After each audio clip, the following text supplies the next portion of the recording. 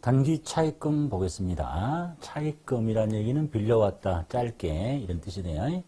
단기 차입금이란 기업이 필요한 운용자금을 조달하기 위해서 금융기관 등으로부터 차입한 당자 차월액과 보호기간 종료일로부터 1년 이내에 상환될 차입금을 말합니다. 그러니까 단기간 차입했다는 얘기는 회사에 필요한 자금을 조달하기 위해서 금융기관으로부터 차입한 당자 차월액과, 이건 따로 배우기로 하고, 보호기간 종료일로부터 1년 이내에 갚아야 할 빚이다, 이런 얘기예요. 당자 차월액이 뭔지를 따로 볼 거니까. 이제 반대가 뭐겠어요? 단기 대여금이었겠지, 빌려주는 사람. 예제 보겠습니다. 단기간 운용자금의 사용할 목적으로 창제상해로부터 현금 50만 원을 한 달간 빌려옵니다. 차변에 현금이겠죠? 오른쪽에 부채인 짬내 기간이 보고기간 종료로부터 1년 이내에 갚아야 돼. 단기 차입금이라고 합니다. 단기 차입금. 창제상의 입장을 한번 볼게요. 이 사람이 이제 현금을 나가는 거지, 나는 빌려주는 거야. 그럼 뭐겠어? 단기 대여금이라고 하시면 되겠습니다. 됐죠? 반대쪽 다 정리하는 겁니다. 그 다음에 단기 차입금이 생길 때 이렇게 생겼으니까 오른쪽에 부채고, 때가 되면 이제 갚아야 되겠지.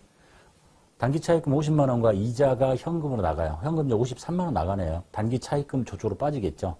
그 추가로 더 나가는 돈을 보고 우리는 이자 비용이라고 합니다. 이자 비용. 생겼다가 없어지고. 반대 사람 볼게요. 창제상의 입장에서는 어떻게 되겠어요? 아까 생겼을 때 단기 대여금이 있었잖아요. 단기 대여금이 이렇게 없어지는 거지. 그리고 돈을 좀 더 받는 거지. 그 차이가 뭐냐? 이자 수익이라고 합니다. 이건 단기 대여금 편에서 이미 배웠던 걸 지금 상반되게 정리해가는 거예요. 당자 차월에 대해서 좀 배워보도록 합시다. 당자 차월이 뭔가? 자, 당자 예금은 기업이 은행과 당자 거래 계약을 체결해서 일단 현금을 예금해 놓고 기업이 대금 결제 수단으로 수표를 발행하게 되면, 수표를 발행하면 그 수표 소지인이 은행에다 수표를 제시해서 돈을 찾아갈 수 있도록 하는 무이자의 예금인데, 당자 수표를 발행하려면 당자 예금의 잔액 한도 내에서만 발행할 수 있습니다. 내가 100만 원 넣어놨는데 1000만 원씩 막 수표를 끊을 수는 없다는 얘기지. 그럼 이제 거절되겠지. 자, 그런데 은행에다가 근저당을 설정하고 돈을 많이 넣어놓지 않고 일단 저당권 어떤 권리를 설정해 놓고 은행한테, 그래서 저는 당자 차월 계약을 맺고 싶습니다. 그러면 당자 예금 잔액을 초과해서 당자 차월 한도에까지 수표 발행해도 은행이 지급을 해줘요. 그러니까 일단 내 돈이 은행에 100만 원 들어있는데 제가 당자 차월 한도를 100을 추가로 더 하면 200이 될 때까지는 계속 내준다는 얘기야, 은행에서. 그럼 뭐야, 이제 초과된 금액에 대해서는 이제 그 초과된 금액을 우리는 당자 차월이라고 한다. 그럼 은행이 뭐 공짜로 빌려주겠어요? 그 마이너스, 여러분은 그거하고 똑같아. 내가 통장에 있는 돈보다 추가로 더 갖다 쓸 수 있는 마이너스 통장. 그러면 그 마이너스 되는 순간부터 이자가 붙기 시작하는 거예요. 그게 이제 당자 차월이라고 보시면 돼요. 됐죠? 자, 그 상황을 설명해 볼게요. 우리 시험에서는 당자 차월이라는 개정 과목이 보이긴 하지만 출제할 수는 없어요. 그러면 그 다음에 뒤에 문제가 이렇게 할 수는 있죠. 당자 차월이라는 개정 과목을 써라 그러면 쓰는 거야. 자, 상황 볼게요. 당자 거래 계약을 체결했습니다. 그러면 차변에 당자 예금, 현금, 지금 당자 예금에 100원 있는 거예요. 자, 그 다음에 대금 결제 수단으로 수표를 발행했습니다. 그럼 당자 예금이 빠져나가겠죠. 90 썼어요. 그럼 일단 10원 남았다. 그런데 이제 대금 결제 수단으로 수표를 발행하는데 당자 차월 계약을 맺었어요.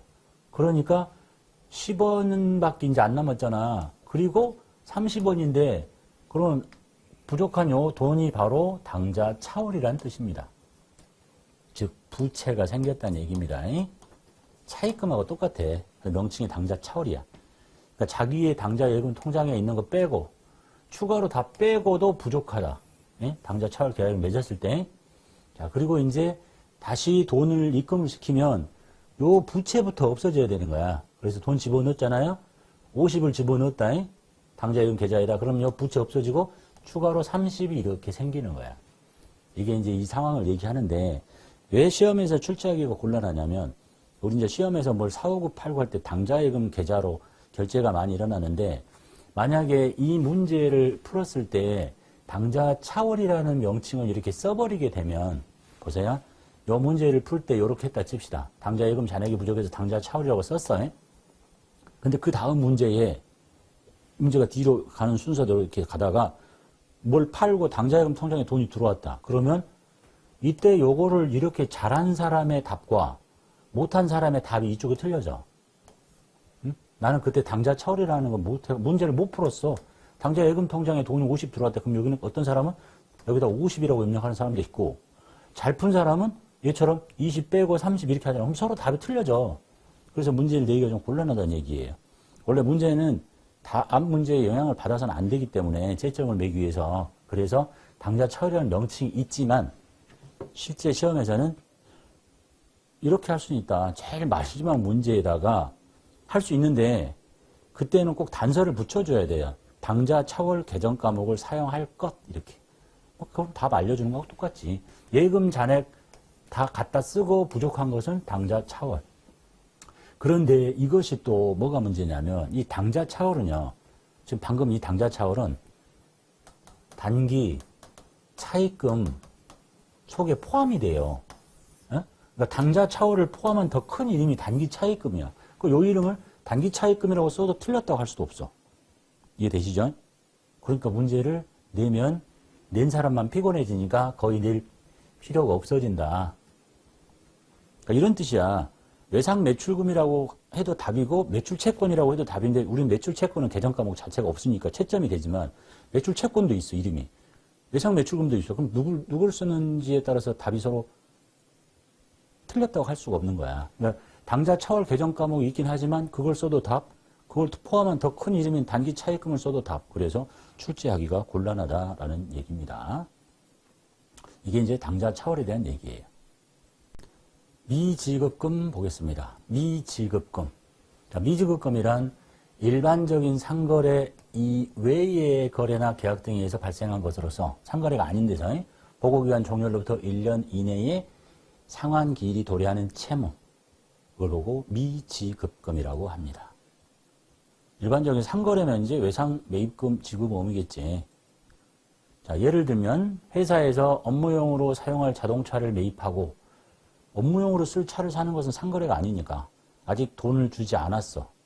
그런 걸 보고 우리는 미지급금이라고 합니다. 하지만 보고기간 종료로부터 1년 이내는 줘야 돼. 이게 미지급금의 뜻이고, 반대가 뭐가 있겠어? 미수금. 일반적인 상거래와 관련되지 않은 것에서 발생한 채권. 우리는 미수금에서 배우셨습니다. 예제 보겠습니다. 회사의 업무용 승용차 취득금액 600만 원짜리를 현대자동차에서 10개월 할부로 삽니다.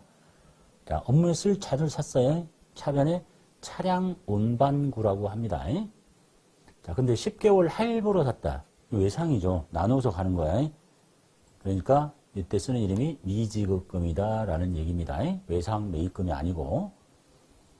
자, 현대자동차 입장을 볼게요. 현대자동차는 저 차를 만들어서 파는 회사니까 제품 매출이 될 거고, 그죠? 그럼 얘 미지급금이 아닌데 미수금이냐? 미수금이 아니지. 현대자동차는 차를 파는 게 주된 영업활동이니까 외상 매출금이라고 해야 되겠죠. 서로 달라. 나는 상거래지만 상대방은 상거래 아닌 것을 사올 수도 있는 거니까. 이해됐죠?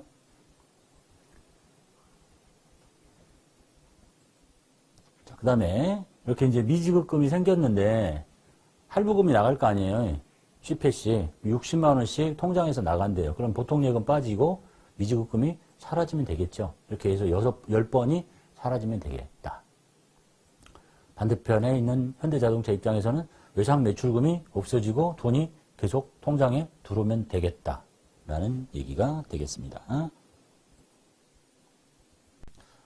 자, 이번 시간에 단기 차입금, 미지급금 기출문제 풀이하도록 하겠습니다. 회사 4002번 세연 상사 일반전표 입력. 문제 1번 볼게요. 우일 상사에서 450만 원을 차입합니다. 자, 차입이란 얘기는 돈 빌려왔다는 얘기야. 빌려주면 대여라고 했죠. 자, 그리고 날짜가 다음 연도 4월 26일에 갚기로 했어요. 12월 31일부터 날짜 세니까 3달 26일밖에 안 되는 거지. 단기 차입금. 그리고 당점 당좌 예금 계좌로 넣는데요. 일단 뭐 알 수 있는 쪽 쉬운 쪽부터 당좌 예금에 돈 집어넣습니다. 금액은 450만 원. 자, 그리고 이게 뭐냐 이제 부채가 생긴 거죠. 단기 차입금이 생겼네요. 단기 차입금 잡고 자, 이것도 갚아줄 때 갚아야 되니까 거래처 걸어야 되겠죠. 금액은 450. 이 반대가 뭐였어요? 빌려준 사람은 단기 대여금, 빌려온 사람은 단기 차입금이라는 부채가 오른쪽에 생기는 겁니다. 자, 갚아버리면 왼쪽으로 빠지는 거고. 두 번째, 신한은행으로부터 3천만 원을 차입합니다. 돈 빌려오죠. 빚이 늘어납니다. 그 기간이 보니까 다음 연도 3월 달이니까 단기지. 그런데 얘는 저당권 설정 수수료를 빼고 들어와요, 돈이. 자, 일단 부채인 단기 차입금을 만듭니다. 거래처는 신한은행 금액 거래처 걸고 신한 3천만 원을 입력하고 근데 이 돈이 다 들어오면 좋겠는데 뭔가가 빠지고 들어오는 거지. 그 빠진 게 뭐야? 저당권 설정 수수료 10만 원. 저걸 먼저 비용 처리하시면 좋겠죠. 차변에 수수료 비용 처리하시고 금액은 10만 원. 그리고 나머지가 보통예금 통장에 들어와요. 보통예금. 그냥 원금 다 들어오는 경우, 그 다음에 수수료 빠지고 들어오는 경우의 형태라고 보시면 되겠네요. 그 다음에 세 번째, 서삼상사로부터 원금 1,000만 원을 2개월 동안 차입하면서, 자, 2개월 동안이니까 단기 차입금이 생겼다는 얘기입니다. 그런데 선이자를 빼고 통장에 들어옵니다. 그리고 선이자는 이자 비용 처리하라는 말이 없어도 보통 다 일반적으로 이자 비용 처리하는 겁니다. 이 정반대인 단기 대여금에서 보셨듯이 그냥 돈 전부 다 빌려주고 나중에 이자 받는 경우 하나, 돈을 빌려주면서 선이자 떼고 빌려주는 경우 하나, 이 둘 중에 하나일 거고, 이제 빌려온 사람도 그냥 다 빌려오는 경우 하나, 나중에 이자 갚고, 그런데 빌려오는 경우에 곧바로 선이자 떼고 들어온 거, 이게 지금 그 상황이잖아요. 그래서 일단 대변에 단기 차입금 서삼상사 거에 1,000만 원은 나중에 갚아야 돼. 그래서 1,000이야. 그런데 돈이 다 안 들어오고 뭐가 좀 빠지고 들어온다는 거지. 그게 이자라는 거잖아. 그죠? 일단 차변에 이자 비용을 14만 원을 만듭니다. 그것만큼 돈이 적게 들어올 거니까. 그런 형태. 그리고 이제 만기 때는 이자 안 나가겠지. 그리고 나머지가 보통예금 통장으로 들어온다라는 형태가 둘 중에 하나가 나올 거라 이런 얘기예요. 그 다음에 네 번째, 무사상사의 단기 차입금 중 일부인 500만 원을 보통예금 통장에서 계좌이체합니다. 단기 차입금이 있는데 단기 차입금이 어디 있겠어요? 이쪽에 있잖아. 단기 차입금이라는 부채가 있을 텐데 그게 얼마인지 모르겠지만 일부를 보통예금에서 계좌이체. 그러니까 이거 없어지고 보통예금에서 돈이 빠져나가서 갚는다라는 얘기네요. 자, 쉬운 쪽부터 하면 대변에 보통예금으로 500의 돈이 나가고 그 다음에 차변에 부채인 단기 차입금이 일부 사라진다. 거래처 것이고 그런 형태가 되겠습니다. 그 다음에 다섯 번째, 광호상사로부터 5월 3일에 차입한 차입금 500과 이자가 나가요. 자, 차입금이 어디 있겠어요? 오른쪽에 차입금 있잖아요. 갚아. 자, 5월 3일에 차입한 차입금 금액 알려줬으니까 5월 3일에 가보지 않아도 이게 단기 차입금인지 장기 차입금인지를 혹시 모르면 5월 3일도 갈게요. 자, 일반 전표 5월 3일 가니까 단기 차입금으로 이렇게 전표가 입력이 돼 있잖아요. 문제를 출제하려면 항상 그 데이터와 맞게 깔려 있어야 돼. 그래서 단기 차입금이었구나. 자, 그래서 차변에 단기 차입금이라는 부채를 없앱니다. 단기 차입금 500 거래처 걸어서 없애고 그리고 돈이 10만 원 같이 나가니까 차변을 먼저 이자 비용을 먼저 잡으시면 좋겠죠. 현금 빼고 또 하지 말고 이자 비용 묶어서 그럼 510만 원만큼 현금이 사라진다라는 얘기가 되겠습니다. 대변에 현금 510만 원. 자, 여섯 번째, 신한은행의 보통예금은 마이너스 통장입니다. 오늘 이제 12월 말입니다. 12월 31일 현재 보통예금 계정 잔액이 마이너스 280인데 요거를 단기 차입금 계정으로 대체하겠대요. 이게 이제 문제가 조금 특이한 문제인데 이런 얘기예요. 자, 내가 보통예금이 돈이 있으면 여기가 보통예금이 금액이 이렇게 있겠죠. 이렇게 돈이 여기 잡혀 있을 거야. 그래서 보통예금에서 돈을 갖다 쓰면 보통예금이 이렇게 사라질 거예요. 근데 여기가 만약에 100이라고 있는데 100이라고 있으면 얼마만 갖다 써야 되지? 100만 갖다 써야 되잖아. 근데 300을 갖다 써봐. 그럼 장부가 어떻게 되겠어요? 마이너스가 나잖아, 이쪽이. 지금 이런 상황이야. 보통 예금이 100밖에 없는데 100이 나가야지 300이 나갈 수는 없어. 근데 이 통장이 무슨 통장이라고? 마이너스 통장이래. 그래서 이렇게 빼서 써도 된다. 그래서 여기 지금 현재 잔액이 마이너스 280만 원 나 있다, 이런 얘기예요. 자, 그러니까 이제 어떻게 하겠어? 장부를 마이너스로 넣을 수는 없는 거죠. 그래서 단기 차입금 계정으로 바꾸겠대. 아, 그래? 그러면 이제 보통 예금의 계정 잔액은 0원이 되고 단기 차입금이라는 부채가 저만큼 생겨야 될 거 아니에요. 단기 차입금이 280만 원 생깁니다. 그래서 여기다가 보통 예금에다가 마이너스가 났기 때문에 플러스로 280을 집어넣어줘요. 그럼 이 둘이 만나서 보통 예금 잔액은 0. 그리고 그게 뭐냐? 단기 차입금이다 라는 얘기입니다. 이 문제가 그나마 조금 해석하기가 어려운 얘기. 잘못 해석하면 뭐 하라는 거지? 이렇게 할 수 있으니까. 그래서 차변에 보통예금이 마이너스 난 만큼 보통예금을 집어넣어. 그래서 잔액을 0을 만들고 그만큼의 부채를 만들어. 그게 뭐야? 단기 차입금이다. 거래처 걸고 신한은행. 이게 좀 특이한 문제다 라는 얘기네요. 일곱 번째 문제, 미지급금에 관련된 문제입니다. 사무실에 온풍기를 77만 원에 구입합니다. 자, 온풍기는 사무실 쓰려고 샀으니까 이거는 비품이라고 부릅니다. 차변에 비품 77만 원. 자, 돈 줘야 되겠죠? 대금 중에 7만 원은 현금을 줬습니다. 현금을 대변에 빼내시면 되겠네요. 자, 그리고 잔액은 카드로 결제했습니다. 카드로 결제하면 지금 당장 돈 준 것이 아니죠. 상대방은 카드사한테서 결제를 받는 거고 나는 다음 달 며칠 날 통장에서 빠져나갈 거니까 일종의 외상거래입니다. 그래서 상거래가 아니니까 미지급금이라고 하시고 그 다음에 거래처는 상대방이 아니죠. 카드사니까 삼성카드를 거래처에다가 등록해 주시면 되겠네요. 자, 그렇게 해서 이제 이렇게 미지급금이 잡혀있는 이 부채가 다음 달 며칠 날 통장에서 이체된다 그러면 보통예금 이렇게 해서 사라지겠죠. 그 얘기. 자, 여덟 번째. 8월분 종업원 급여 500만 원이 미지급됐습니다. 자, 급여를 지급해야 될 날이 말일이야. 8월 말이 됐는데 돈이 없어서 못 줬어요. 그렇다고 회계 처리 안 하는 건 아니죠. 차변에 급여라고 하시고 800번대에 급여 쓰시고 금액은 500. 자, 줘야 될 날이 됐는데 못 줬다.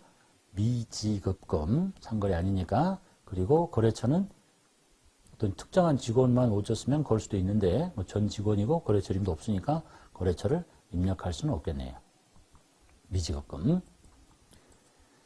그 다음에 아홉 번째, 추석 선물로 홍삼 세트를 신용카드를 결제해서 사옵니다. 자, 카드 결제했으면 이제 미지급금이겠죠. 대변에 미지급금 거래처 삼성카드 100만 원. 자, 차변에 이제 비용이 뭐냐? 그 중에 60만 원은 본사 직원에게 주는 거고 나머지는 접대를 위해서 거래처에 줘요. 그러니까 직원한테 주는 거는 복리후생비라고 합니다. 직원의 복리와 후생을 위해서. 그래서 복리후생비 금액 60만 원. 그리고 거래처에 접대를 하기 위해서 주는 것은 종전까지는 이 이름이 접대비였고 이제부터는 이 명칭이 기업 업무 추진비로 바뀌었습니다. 그래서 이름 기업 업무 추진비. 이름 뭐 이렇게 길게 지었는지 모르겠는데 뭐 업무 추진비, 기업 업무 추진비, 접대비라는 명칭 쓰지 않는다. 이해하시고 그 다음에 열 번째, 업무용 승합차에다가 경유를 주입합니다. 차에다 기름 넣었어요. 차량의 유지비니까 차변에 차량 유지비라고 합니다. 차량 유지비. 금액은 5만원. 그리고 카드 결제했죠? 지금 당장 준 게 아니잖아. 상거래 아니니까 미지급금 거래처 삼성카드 걸어주시면 되겠네요. 그 다음에 11번째. 우일 상사로부터 상품을 포장하는 데 사용할 소모품을 사와요. 소모품을 사왔는데 약소금을 발행했습니다. 자, 소모품을 사왔을 때 자산 처리할지 비용 처리할지 이렇게 알려줘야 되겠죠. 그래서 차변에 소모품 B로 하래요. 소모품 B. 자산이면 소모품이고 소모품 B. 도소매 없어서는 자산이 될 게 가능성이 없는데 자, 소모품 B 100만원 그리고 약소금 발행했으니까 지급업 이렇게 하시면 안 되지. 그럼 떨어져요. 이 상거래 아니잖아. 미지급금이라고 해야 됩니다. 어음을 발행했을 때 지급어음이라고 할 수 있는 건 이 거래가 상거래해야 되는 거예요. 미지급금, 거래처 걸어야 되겠네요. 우일 상사. 그 다음에 12번째. 의류 판매를 위한 광고 전단지를 제작합니다. 제작비 60만 원을 한 달 후에 줘요. 미지급금인 건 맞겠죠? 그리고 이런 경우를 광고 선전비라고 합니다. 그래서 차변에 800번대의 광고 선전비 금액 60만 원, 대변에 상거래 아니니까 미지급금, 그리고 거래처, 진위 상사 입력해 주시면 되겠습니다. 13번째, 서삼상사로부터 할부로 구입하고 미지급금으로 처리한 차량 할부금이 통장에서 나가요. 차량을 샀을 때 차변에 차량 운반구 이렇게 하고 할부로 샀을 때 미지급금 이렇게 했다는 얘기 아니에요. 그러니까 이것이 이제 지금 조금씩 갚아 나간다 할부금이. 그래서 미지급금이 없어지고 보통예금에서 자동이체되니까 보통예금이 이렇게 빠져나간다라는 얘기네요. 그래서 분개할 수 있는 순서는 편하신 대로 하면 돼. 나는 돈이 보통예금에서 나가는 걸 먼저 알겠다. 그럼 대변에 보통예금 그리고 뭘 없앨 거냐. 미지급금으로 잡혀있는 부채 그리고 거래처 서삼상사를 걸어서 없애주시면 되겠네요. 됐죠? 자, 14번째. 전월 사무용품 구입할 때 삼성카드사의 당월 결제 금액이 그러니까 전달에 사무용품을 샀고 뭐라고 했겠지? 미지급금 이렇게 했을 거야. 보통예금에서 나가요. 똑같은 얘기죠. 그래서 보통예금이 없어지고 금액은 30 그리고 부채로 잡혀있던 사무용품 샀을 때 카드 결제했을 때 여기 왼쪽을 뭐 사무용품비, 소모품비 하고 미지급금 처리했을 거니까 미지급금을 차변으로 빼주시면 되겠네요. 거래처 삼성카드로 결제했으니까 카드사 금액은 30. 자, 상단에 닫기 누르고 종료하시면 되겠습니다.